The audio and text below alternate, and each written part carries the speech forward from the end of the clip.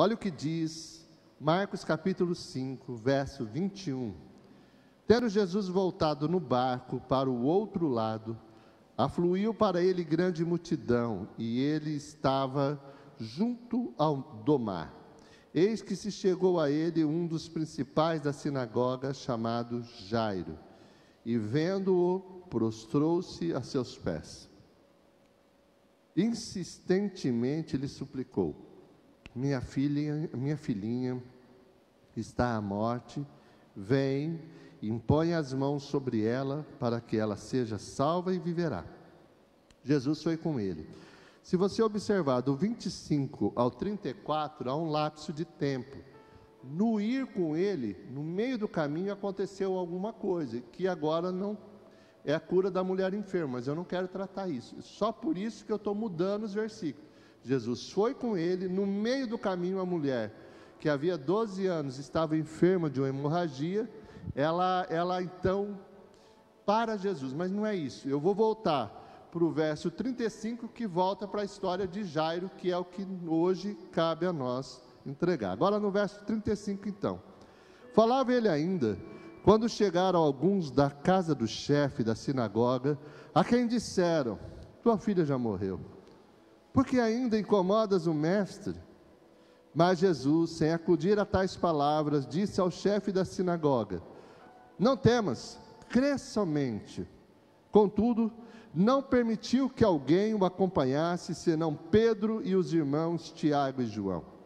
Chegando à casa do chefe da sinagoga, viu Jesus o alvoroço, os que choravam e os que pranteavam muito. Ao entrar, lhes disse: por que estáis em alvoroço e chorais? A criança não está morta, mas dorme. E riram-se dele. Tendo ele, porém, mandado sair a todos, tomou o pai e a mãe da criança e os que vieram com ele, e entrou onde ela estava. Tomando-a pela mão, disse: Talita cumi, que quer dizer: menina, eu te mando, levanta-te. Imediatamente a menina se levantou e pôs-se a andar, pois tinha 12 anos. Então ficaram todos sobremaneira admirados. Se você observar, pouco antes, Jesus havia acalmado o mar, acalmado a tempestade, o vento. Ele estava passando de um lado para outro de um mar da Galileia, e ele acalma o mar. Depois ele expulsa demônios de um cara que havia muitos anos, que era possesso de demônio. Acaba toda essa cena, e você vai ler no capítulo 4, no começo do capítulo 5, aparece aqui esse homem, Jairo. Esse homem era famoso. Como que eu sei que ele era famoso? Porque quem estuda a Bíblia sabe que se cita o nome dele, é porque ele teria alguma relevância para a época. Então era mais ou menos, dissesse, aí o João Dória, e o Bolsonaro, o Edinho Araújo, aqui que é o prefeito da cidade. Por quê? Porque era a pessoa que alguém poderia reconhecer. Ele não era apenas um chefe de sinagoga, ele era alguém influente dentro da religião dele, do judaísmo. Sinagoga vamos imaginar, é o templo onde os judeus adoram. E aí esse Jairo vem, é o que nós podemos ver. Normalmente, eu costumo abrir a mensagem falando de coisas de hoje, de agora, mas ontem Deus me deu uma instrução e eu vou ler um texto real. O que eu vou ler aconteceu, e eu acho que servirá de abre-alas para aquilo que eu quero pregar essa manhã, que é: acerte no grau e também na intensidade. Vinícius, é mais ou menos isso. Faça a coisa certa, na intensidade certa, porque não basta fazer a coisa certa, eu preciso fazer na intensidade certa. Porque eu posso acertar no grau, mas errar na intensidade. Depois eu vou explicar melhor isso para vocês. Eu quero ler um texto que é público, é um texto público, e que retrata a história de um bombeiro ou dos bombeiros. Diz assim o texto, tá? Se você procurar na internet, você vai encontrar isso. Olha só o texto. A mãe de 26 anos parou ao lado do leito de seu filhinho, que estava morrendo de leucemia. Embora o coração dela estivesse pleno de tristeza e angústia, ela também tinha um forte sentimento de determinação. Como qualquer outra mãe, ela gostaria que seu filho crescesse e realizasse seus sonhos. Agora isso não seria mais possível por causa da leucemia terminal. Mas mesmo assim, ela ainda queria que o sonho de seu filho se transformasse em realidade.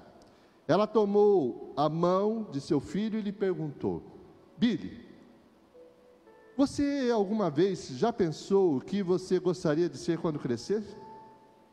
Você já sonhou o que gostaria de fazer com sua vida? Mamãe, eu sempre quis ser um bombeiro quando crescesse. A mãe sorriu e disse: vamos ver se podemos transformar esse sonho em realidade. Mais tarde, naquele mesmo dia, ela foi ao corpo de bombeiro local na cidade de Phoenix, Arizona, onde se encontrou com um bombeiro de enorme coração chamado Bob. Ela explicou a situação de seu filho, seu último desejo, e perguntou se seria possível dar ao seu filhinho de 6 anos uma volta no carro dos bombeiros em torno do quarteirão. O bombeiro Bob disse: veja, nós podemos fazer mais do que isso. Se você estiver com seu filho pronto às 7 horas da manhã, na próxima quarta-feira, nós o faremos o bombeiro honorário por um dia todo. Ele poderá ir ao quartel, comer conosco, sair para atender as chamadas de incêndio. Se você nos der as medidas dele, nós conseguiremos um uniforme verdadeiro para ele, com chapéu, como emblema de nosso batalhão, um casaco amarelo igual ao que vestimos e botas também. Eles são todos confeccionados aqui mesmo na cidade e conseguiremos eles rapidamente. 3 dias depois, o bombeiro Bob pegou o garoto Billy, vestiu-o em seu uniforme de bombeiro e escoltou-o do leito do hospital até o caminhão dos bombeiros. Billy ficou sentado na parte de trás do caminhão e foi levado até o quartel central. Ele estava no céu. Ocorreram 3 chamadas naquele dia na cidade de Phoenix, e Billy acompanhou todos os 3. Em cada chamada ele foi em um veículo diferente, no caminhão-tanque, na van dos paramédicos e até no carro especial do chefe do corpo de bombeiro. Ele também foi filmado pelo programa de televisão local. Tendo seu sonho realizado, todo o amor e atenção que foram dispensados a ele, acabaram por tocar Billy, tão profundamente que ele viveu mais 3 meses, que todos os médicos haviam previsto. 3 meses a mais que todos os médicos haviam previsto. Uma noite, todas as suas funções vitais começaram a cair dramaticamente. E a enfermeira-chefe, que acreditava no conceito de que ninguém deveria morrer sozinho, começou a chamar ao hospital toda a família. Então se lembrou do dia que Billy tinha passado com o bombeiro e ligou para o chefe e perguntou se seria possível enviar algum bombeiro para o hospital naquele momento de passagem para ficar com Billy. O chefe do bombeiro respondeu: nós podemos fazer mais do que isso. Nós estaremos aí em 5 minutos. E faça-me um favor. Quando você ouvir as sirenes e ver as luzes de nossos carros, avise no sistema de som que não se trata de incêndio, é apenas o corpo de bombeiro vindo visitar mais uma vez um dos seus mais distintos integrantes. E você poderia abrir a janela do quarto dele? Obrigado. 5 minutos depois, uma van e um caminhão com a escada Magiro chegaram no hospital. Estenderam a escada até o andar onde estava Billy, e 16 bombeiros subiram pela escada até o quarto de Billy. Com a permissão da mãe, eles o abraçaram e seguraram e falaram para ele quanto eles o amavam. Com um sopro final, Billy olhou para o chefe e perguntou: chefe, eu sou mesmo um bombeiro? Billy, você é um dos melhores, disse o chefe. Com essas palavras, Billy sorriu e fechou seus olhos pela última vez. Hoje, como pastor, nessa manhã, ao finalizar essa mensagem, Eu vou lhe fazer uma pergunta. Você está fazendo o máximo? Ou ainda dá para fazer melhor? Essa é a grande dúvida. Nós vemos aqui um homem que tinha tudo a perder. Sendo o chefe da sinagoga, a atitude dele, Wagner, comprometeu toda a sua vida espiritual. Jesus, ele era alguém não aceito pelo judaísmo. O fato daquele chefe se curvar diante de Deus, o fato daquele chefe pegar Jesus e levar para sua casa, terminou com a sua carreira de chefe de sinagoga. A partir daquele momento, esse homem, o texto não relata, mas quem gostaria de que um chefe dele, líder dele, ficasse do lado de outro, alguém que eles desprezavam, alguém que eles não gostavam? E esse homem, vendo a sua filha, vendo a dificuldade que ela vivia, ele tomou algumas decisões que hoje ele acertou tanto no grau quanto na intensidade. Essa manhã, eu vou mostrar uma história de alguém que fez o que nós precisamos fazer. E algumas pessoas, elas não chegam onde deviam chegar, ou não têm de Deus aquilo que elas deveriam ter, porque ou erra no grau, ou erra na intensidade. Vamos comparar nesse mesmo texto as ações que Jairo fez e outras pessoas também retratadas nesse mesmo texto. Quis fazer um abre-ala com a história desse menino, por conta de que aquele bombeiro poderia ter feito o básico, mas ele fez mais do que o básico. E nós vamos ver que Jairo fez mais do que o básico. Essa manhã é sobre isso que eu quero falar, de fazer mais e fazer melhor. Olha só, por favor, o verso de número 35. Falava ele ainda quando chegaram alguns da casa do chefe da sinagoga, a quem disseram: tua filha já morreu, porque ainda incomodas o mestre? É o que normalmente acontece. Pessoas, elas vêm diante de suas dificuldades, de seus problemas, elas culpam a Deus, elas culpam os outros, às vezes elas culpam ela mesma, mas ela sucumbe, elas se prostram diante do problema, diante da dificuldade. Quantas mães deixaram de orar por seus filhos, porque passou 10 anos e Deus ainda não respondeu? Quantos casais se divorciaram porque fazia 5 anos que a esposa orava e num determinado momento ela deixou de orar, acabou, não dá mais, chega, não quero, morreu, já não dá mais. Agora vamos olhar o chefe. Aqui nós estamos vendo os servos do chefe. Agora vamos ver alguém que acertou no grau. Ele acertou no grau e acertou também na intensidade. Olha o verso de número 23. E insistentemente lhe suplicou: minha filhinha está à morte. Vem, impõe a mão sobre ela, porque para que seja salva e viverá.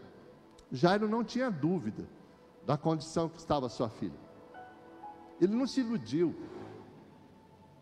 Ele não era uma pessoa que estava iludida, como muitos estão, achando que alguma segurança há em tais atitudes. Não, ele sabia do problema, ele sabia da dificuldade, ele sabia da luta.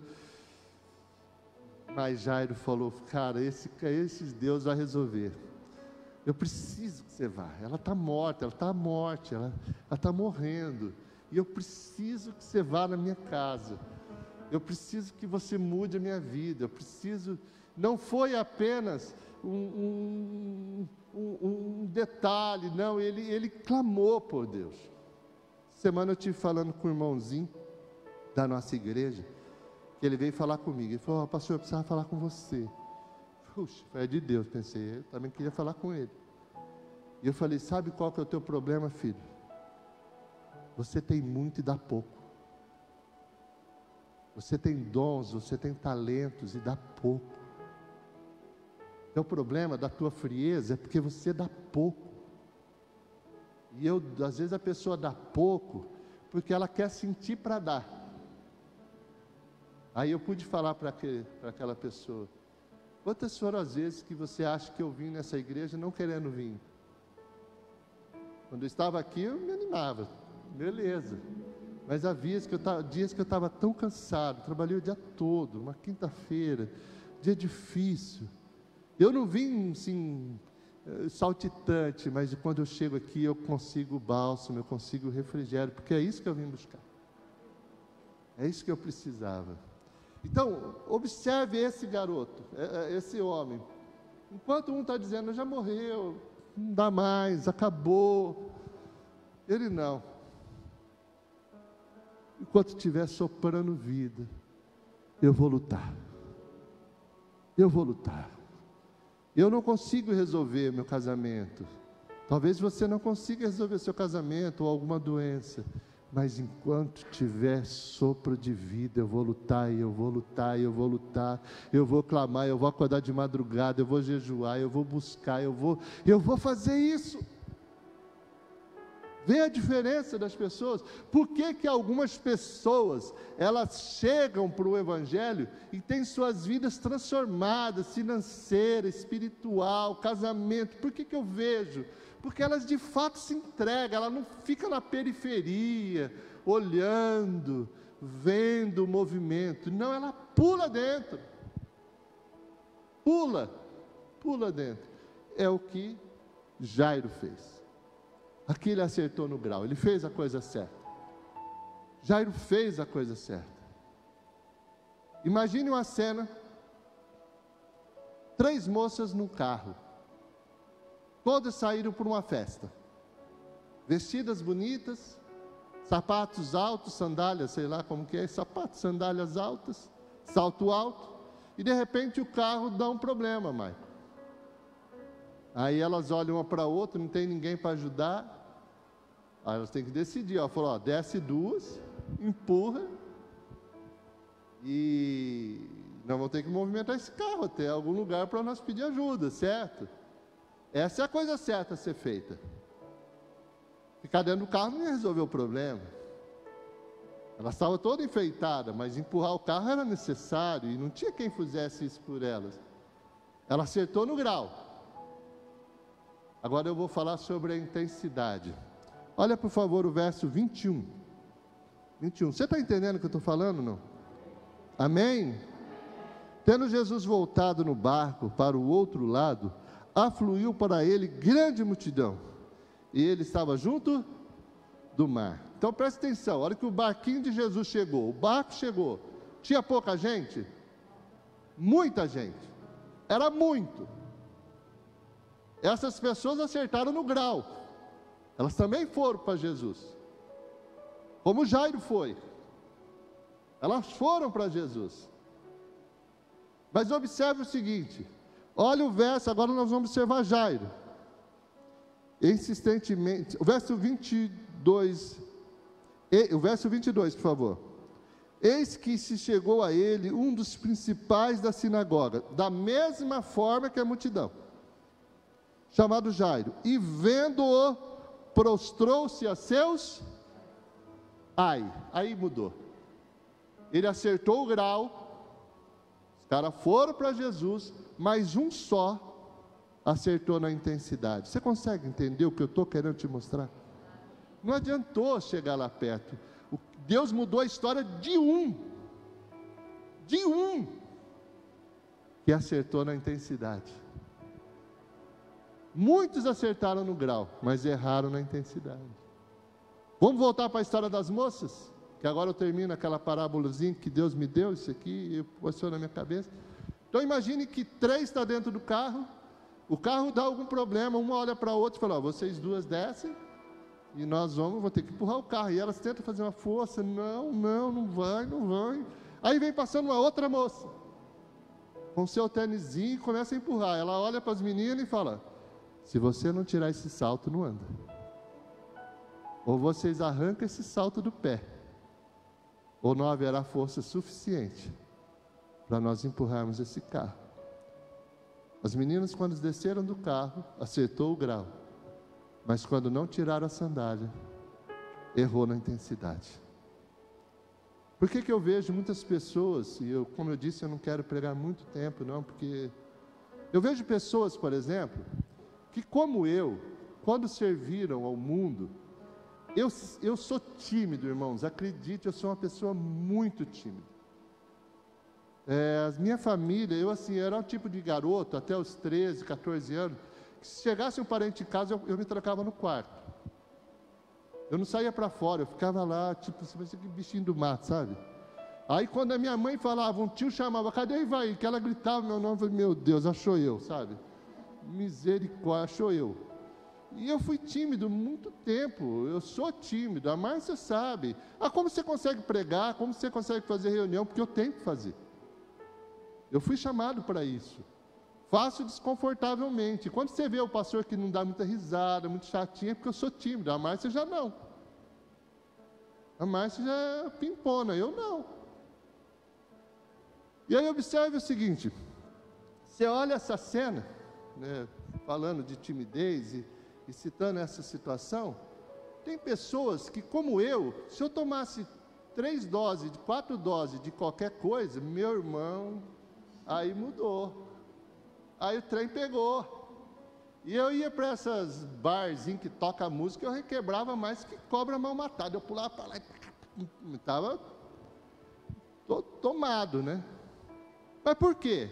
Eu estava sob a influência de alguma coisa. Irmão, eu andava 200, 300 quilômetros para ir fazer coisa errada. E ia. A pessoa se converte, aí um líder do louvor diz, ergue o seu braço. Aí ela parece o Robocop assim. Na época do mundo, não. Mas agora, não é muito velho ficar erguendo o braço. Salta aí, irmão, não sai do pé, parece que está com chumbo no pé. Mas na época pulava, se achava. Hoje, da mesma forma que eu servia ao mal, hoje eu busco servir a Deus com a intensidade, mesmo com as minhas limitações, mesmo com o meu jeito tímido, muitas vezes, mas eu não posso errar na intensidade. Pessoas, elas até vêm, mas vêm e faz o que aqui? O que ela faz aqui? Vem e assiste. Vem e fica vendo. Não, querido. Acerte no grau. E acerte na intensidade, porque você vai ter a sua vida impactada quando você acertar essa situação. Fazer a coisa certa, na intensidade certa. Porque Deus não quer de você nada menos que o melhor. Talvez o meu melhor, e talvez o seu melhor, não seja algo tão bom assim. Quando me pedem para fazer coreografia e cantar, ou eu faço a coreografia ou eu canto. Porque se eu fizer as duas coisas, ou eu vou tropeçar ou eu vou gaguejar. Não dou conta de fazer as duas. Se eu ficar quietinho ou acompanhar os outros, eu acompanho. Mas faz isso e canta, já não consigo. Tem pessoas que é mais fácil. Mas é o meu melhor. Eu dou conta. É o meu melhor. Mas há pessoas que renunciam a fazer o teu melhor. Ela até chega perto do Evangelho. Ela até acha simpático. Ela fala, eu gosto de ir na igreja. Você acha que você tem que gostar de vir na igreja, querido? Ore a Deus para passar essa fase logo, de gostar de vir na igreja. Na verdade, nós viemos aqui, toda vez que nós vamos à igreja, nós vamos porque é isso que o nosso corpo, a nossa mente, o nosso ser quer. Buscar o nosso Senhor, buscar o nosso Criador.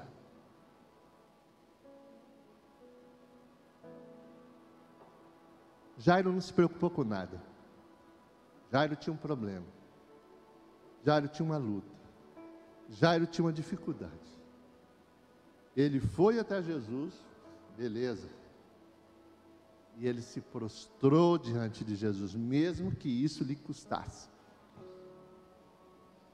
Vinícius, todos os meus amigos, todos, absolutamente todos os meus amigos do crime, sabe?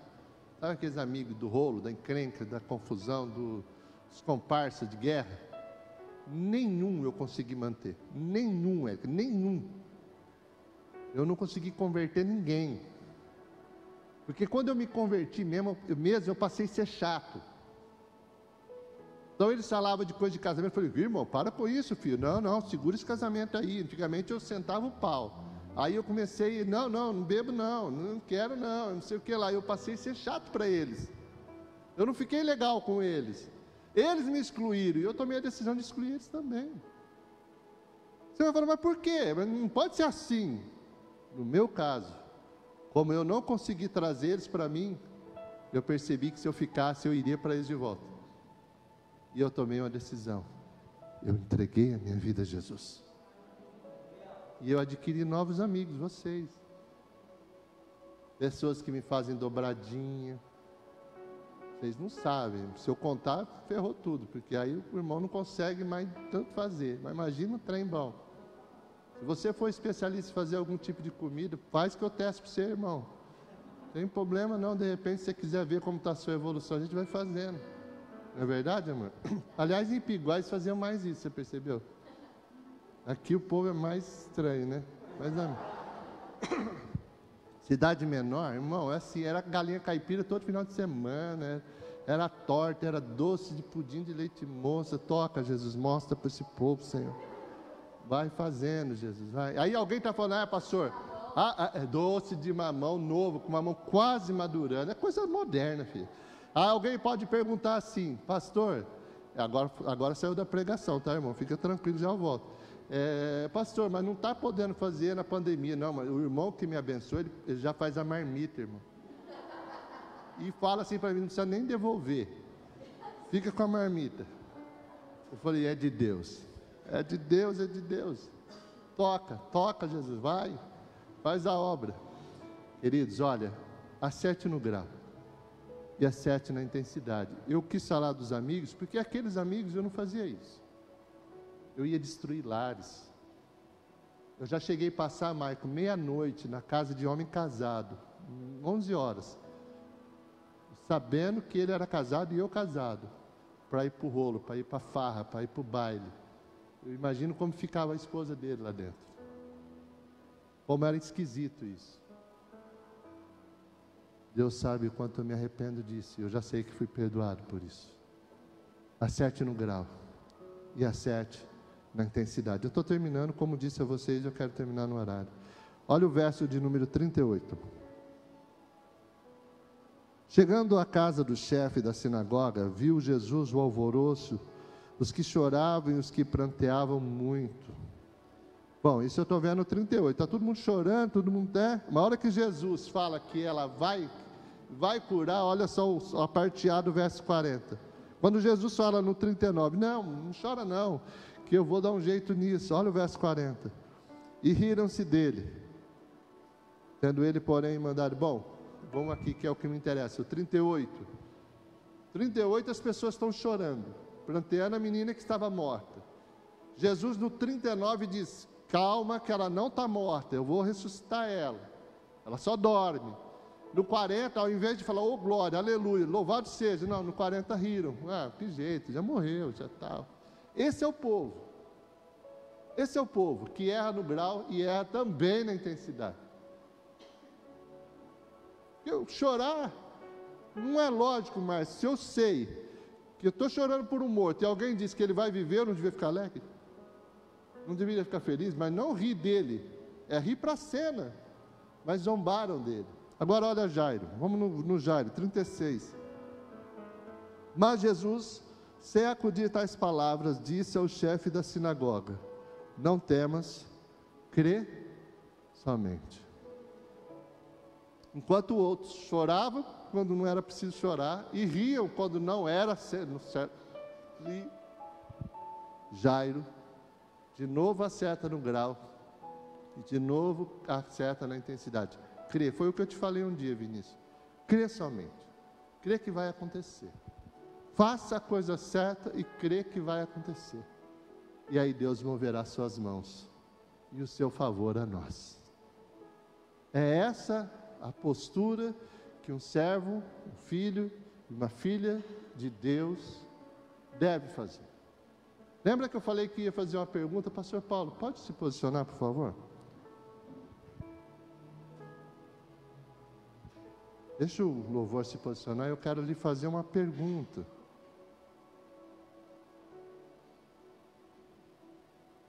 Quando eu digo que Jairo creu somente, eu me lembro do pastor Estevão.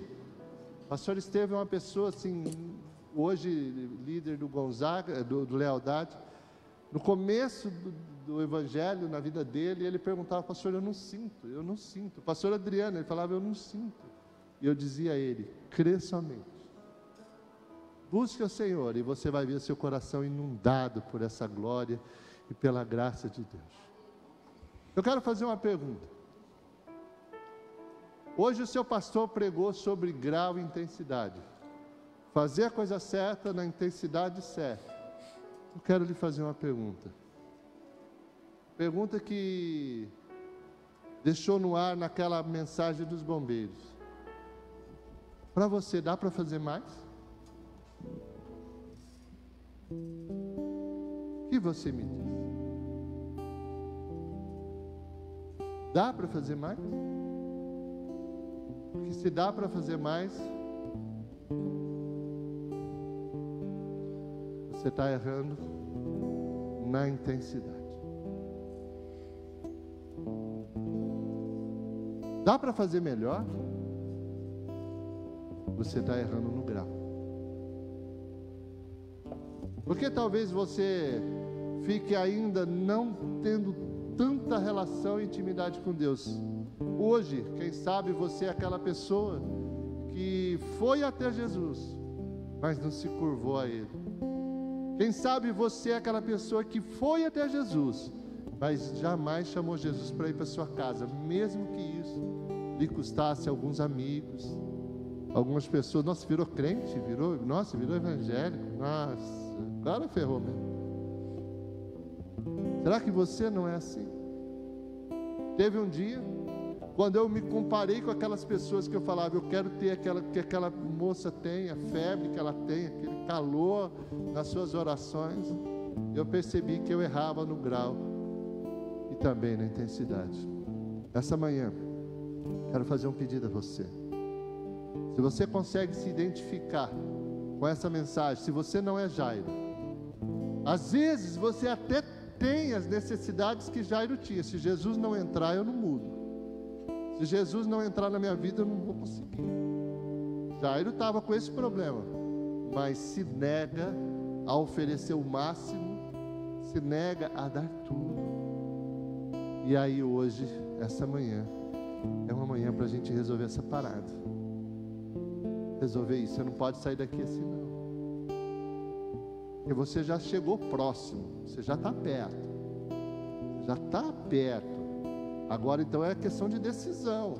Curve-se, renda-se, entrega-se, abra mão, faça o que tiver que fazer. Se fosse parafrasear com as moças, tire as sandálias, tire esse salto alto, desça, ponha o pé no chão, entregue-se a Jesus verdadeiramente. Pare de ficar sendo alguém periférico, alguém simpatizante do reino, alguém que se simpatiza com a palavra, para alguém que de fato se entrega a Deus. E você verá o favor de Deus sendo derramado sobre você. Foi o que fez com Jairo, vai ser comigo, vai ser com você. Não mudou, Jesus é o mesmo. O problema é que nós não queremos fazer o que Jairo fez. Eu queria que enquanto louvássemos, você que está na sua casa, você que me assiste, e você que está aqui, pudesse fazer uma reflexão e conversar com Deus.